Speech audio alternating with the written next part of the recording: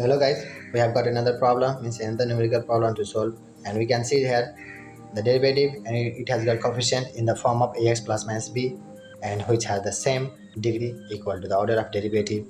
And right hand side, this look, right hand side got the x form, so we should calculate our x value from our substitution, that is this.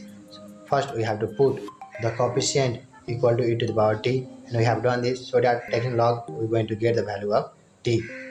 Then from our substitution, this was here. Then from here we're going to calculate our x value, so that we can put this x value to here. And now it's time to change our given differential equation into symbolic form. So there we will assume this method, means this is our first term of the given equation, this one. So whatever the second time derivative, we're going to replace it d into d minus 1. Y is extra, so y is multiplied here.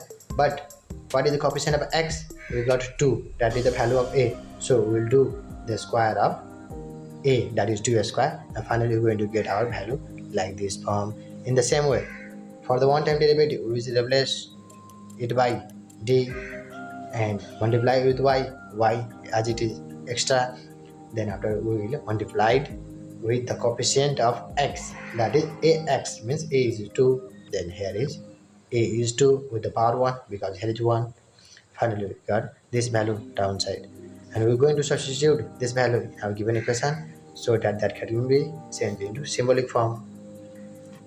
So the given equation becomes like this after the substitution into symbolic form and the replacement of x with the value of our assumption. We got this form. From here we have to follow our usual way to solve the given equation, means we'll calculate the auxiliary equation to find the solution of d, then we'll write cf, then pi, then finally our required answer. So from this statement we are going to take the y common, then we're going to equate the coefficient of y equal to 0, so that we can get our auxiliary equation, and this is the auxiliary equation, and we got up to here.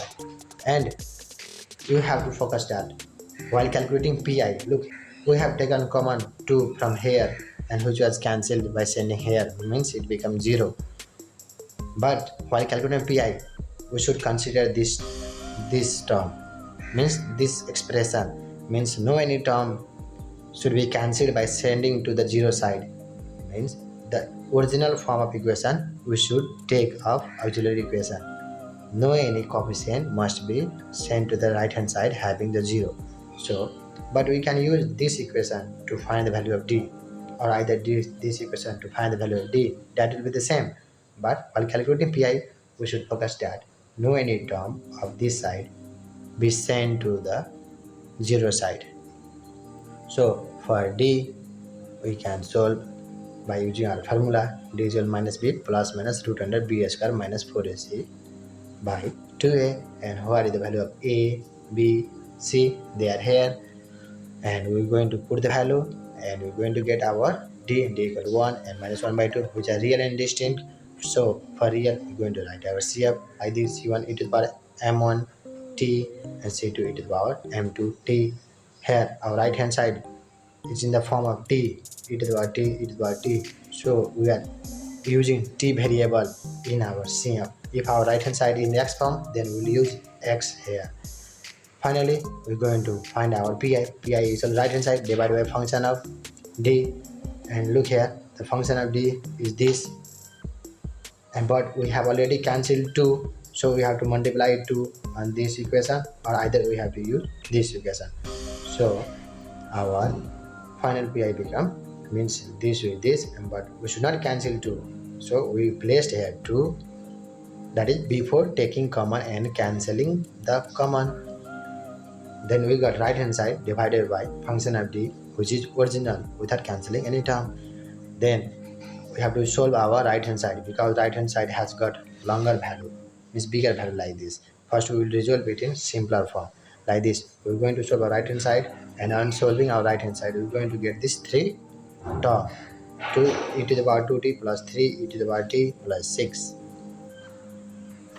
So our pi become right hand side divided by function of d, which was this one, our right hand side divided by function of d, and now we can cancel the 2 by taking command from up and down. Now we cancel 2, and this is our required form. And we can see if we separate the denominator to this 3 term 1 2 3, then there we're going to get 3 form like this. Means pi equal to this one for the first numerator, and this one for the second numerator, and this one for the third numerator, that is 3. And here we can let this is pi1 pi2 pi3 for easier solution. Then we'll solve here for the pi1. So on solving pi1, look, it can be seen that it is in the form of exponential. So wherever there is d, replace the d with the help of a. A is, that is the coefficient of d in the power of e, that is 2. So wherever we will see d, we replace with a, that is with 2. So here is d square, it becomes this 2 square, and d, then it becomes 2, and we solve, we got our value e to the power 2t by 5. This is our required pi1. Similarly, for pi2, we're going to solve like this, and we can see again it is exponential. Again, we replace d with the help of a, that is 1, and on replacing d with 1, we get that denominator is going to be 0. This is our failing condition. So if it fails, then we have to multiply the numerator with the help of d, and we have to do derivative of the denominator. Means we multiply t here, and we did derivative of the denominator like this. Then after again we replace d with the help of a, that is 1, which appear as coefficient of t in the power of e, and we got our required t into e to the power t divided by 2. Similarly, we're going to solve our pi3, that is like this, and again this is constant, so we can write there e to the power 0, where the d can be replaced with 0, and finally on solving we can get -3. So final our pi is pi1 plus pi2 plus pi3, which on solving we got this is our final pi, and we got our pi cm. So we can write our complete solution, cs is equal to cm plus pi. So this is our required value, and finally we have to return the value of t in the form of our assumption. So we replace the value of t and e to the power t, and we're going to get our required answer, which is this.